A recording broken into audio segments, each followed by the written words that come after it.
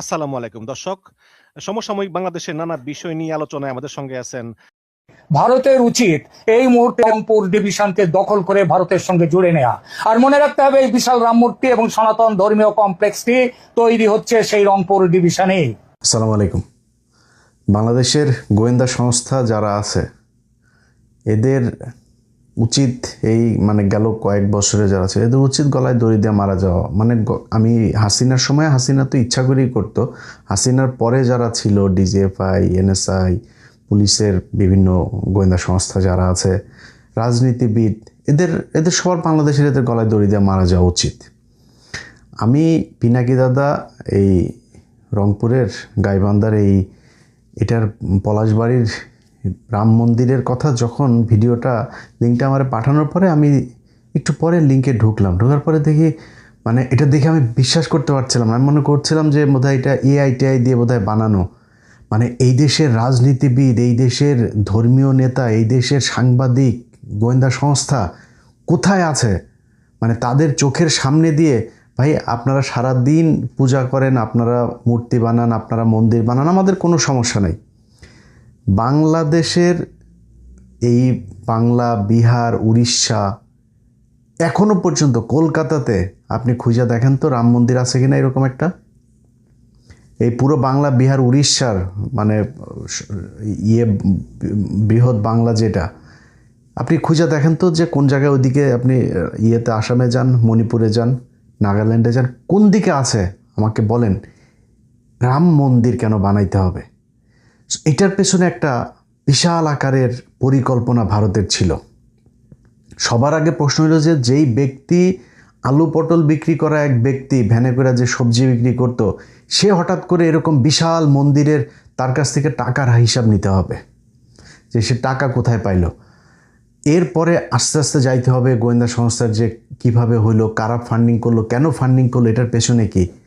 আপনাদের নিশ্চয়ই মনে আছে যে ভারতে এক রাম মন্দিরের কথা বলে তারপরে তারা অযোধ্যাতে একটা মসজিদ ভেঙে ফেলল এবং সেইখানে সবশেষ তারা মন্দির বানিয়েই ছাড়ল।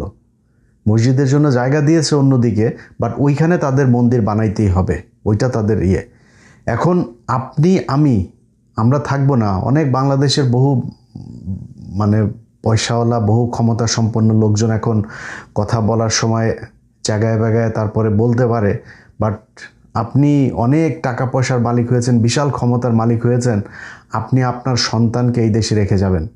আজ থেকে 50 বছর, আজ থেকে 100 বছর, 200 বছর পরে বলবে যে এই যে এটা হচ্ছে গিয়ে রামের পুণ্যভূমি, এই দেশ পুরোটাই আমাদের দিয়ে দাও।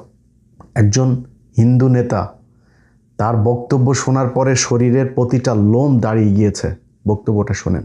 রাম মূর্তি কতটুকু হবে, কত ইঞ্চি হবে, সেটা ঠিক করবে দেশের হিন্দুরা।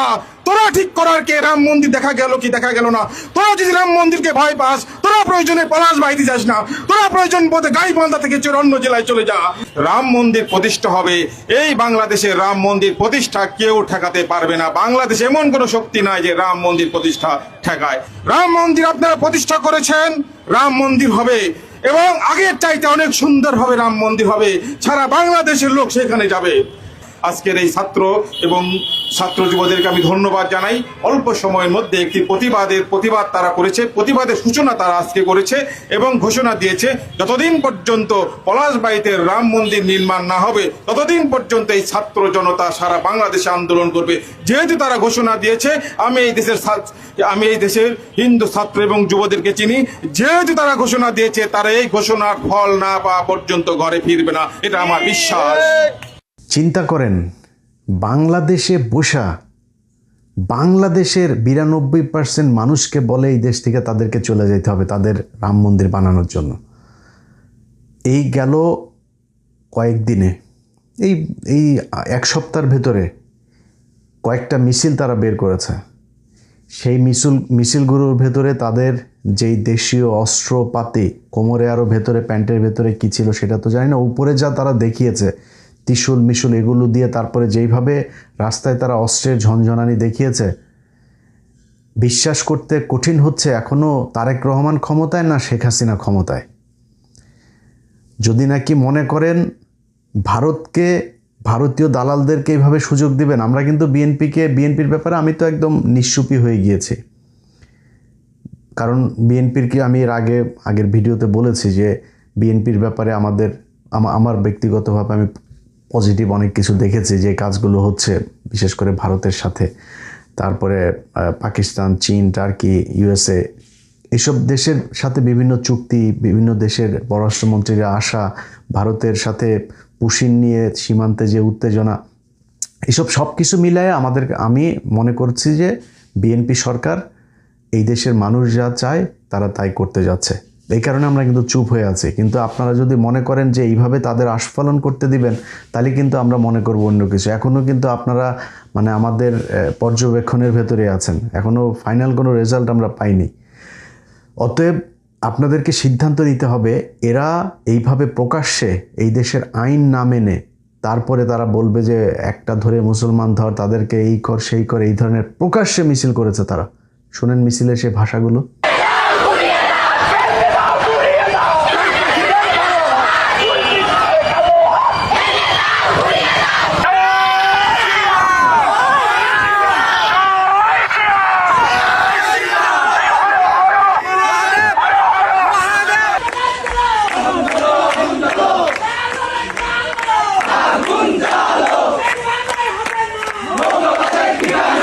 এটা এই সম্প্রতি এই মিছিল হয়েছে।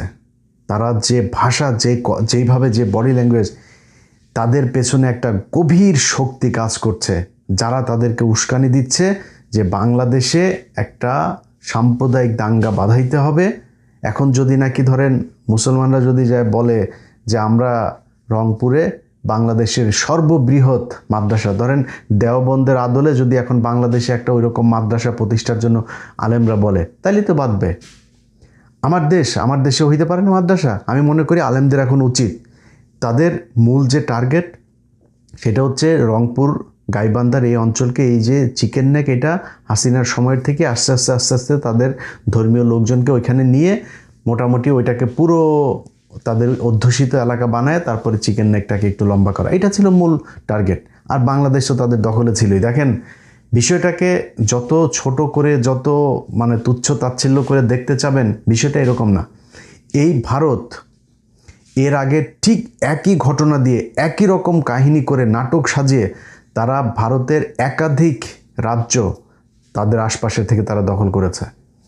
এই যে আজকের যে হায়দ্রাবাদ দেখছেন, এই হায়দ্রাবাদের তখনকার যে নিজাম ছিল, পৃথিবীর সবচাইতে ধনী রাষ্ট্রের মধ্যে একটা ছিল এই হায়দ্রাবাদ।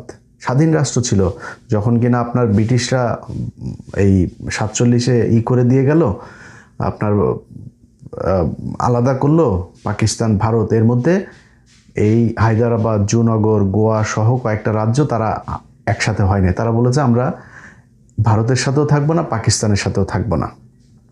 এই হায়দ্রাবাদের নিজাম তিনি পাকনামি করে তারপর এটা বলল, কয়েক দিনের মাথায় আপনার ইন্ডিয়া তাদের ওইখানে বললো যে আমাদের হিন্দুদের উপরে নির্যাতন হচ্ছে।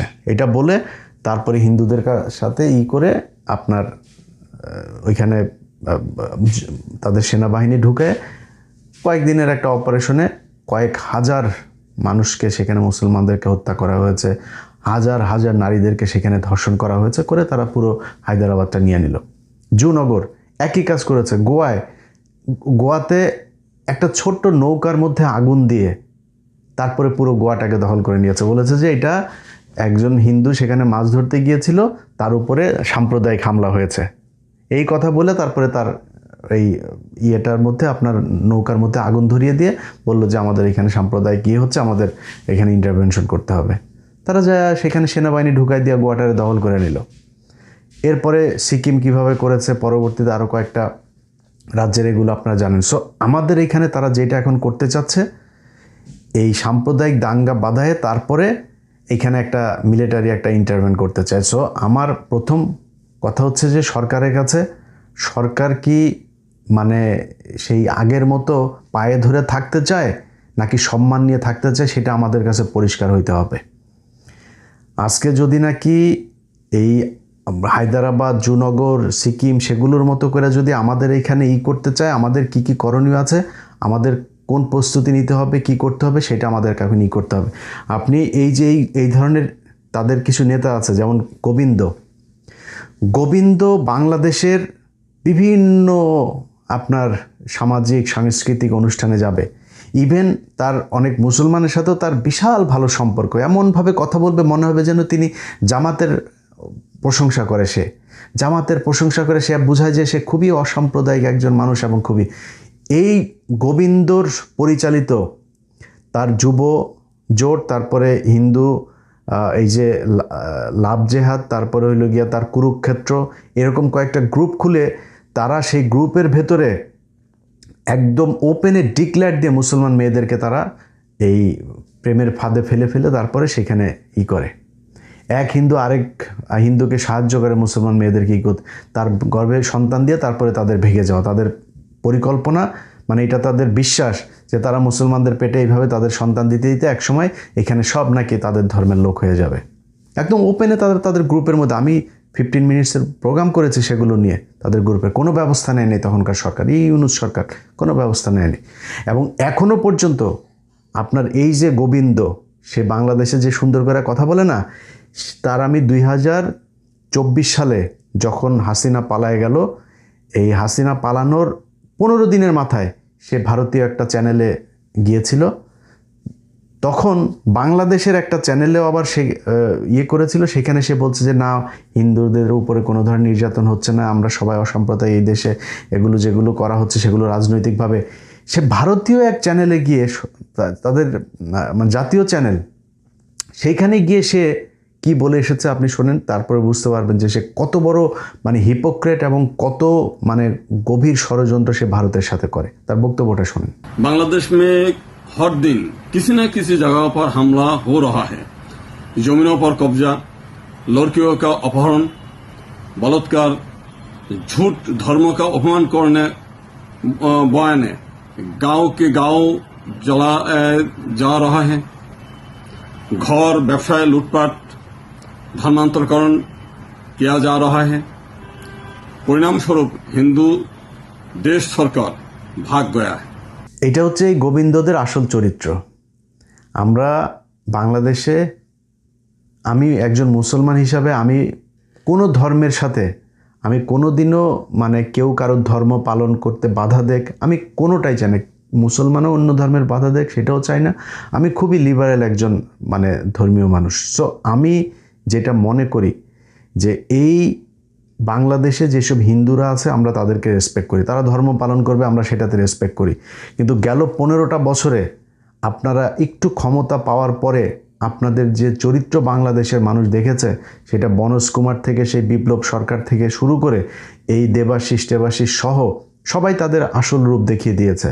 বাংলাদেশে তারা ব্যবসা প্রতিষ্ঠান খুলেছে, তাদের সব প্রপার্টি নিয়ে জমিয়েছে ভারতে, সব কটার ভারতে বাড়ি আছে, কলকাতা, দিল্লি, বিভিন্ন জায়গায় তাদের বাড়ি আছে, সেখানে গিয়ে তারা বাড়ি করেছে। তাদের বাংলাদেশে কোনো কিছু জমায় না, এটা তাদের চরিত্র। এবং বাংলাদেশের মেয়েদেরকে ধর্ষণ করা, বাংলাদেশের এই মানুষকে গুম করা, খুন করা, সব কিছুর সাথে তারা জড়িত ছিল। আমরা এটা 15 বছর দেখেছি, সেটা ভুলে যেতে চাই। কিন্তু ফার্দার যদি আপনারা এই ধর্মীয় বিভাজন তৈরি করে তারপরে বাংলাদেশকে করতে চান, তাহলে কিন্তু এই দেশের সরকার কোনো কিছু মানব না। আমরা কিছু বললেই তো তারপরে আবার বলে ফেলেন আমরা মব সৃষ্টি করতে চাই, এই কথা বলে তারপরে আমরা খুব চুপচাপ হিসাব করে তারপরে চলতাম। অথচ এই সরকার আসার পরে এমন কোনো দিন নাই চাঁদাবাজিতে মানুষ মারা যায়। এখন তো আমরা কিছু বলি না, এখন এত মারামারি, গ্যাঞ্জাম, চাঁদা নিয়ে ঝগড়া, এত কিছু লুটপাট, এত কিছু হয় কেন? এখন আমরা কিন্তু সব বুঝি যে ঠান্ডা করে কোনো রকম সবাইরে ঠান্ডা করে দিয়া ধান্দাবাজি করাই হচ্ছে গিয়ে মূল উদ্দেশ্য, এটা আমরা বুঝি। সো এগুলো আপনারা করেন, কোনো সমস্যা নেই, বাট দেশের সার্বভৌমত্বের প্রশ্নে যদি কোনো আঘাত আসে তাহলে কিন্তু আবার সে হাসিনার মতো পাগলামি শুরু করে দেব। আল্লাহ হাফেজ।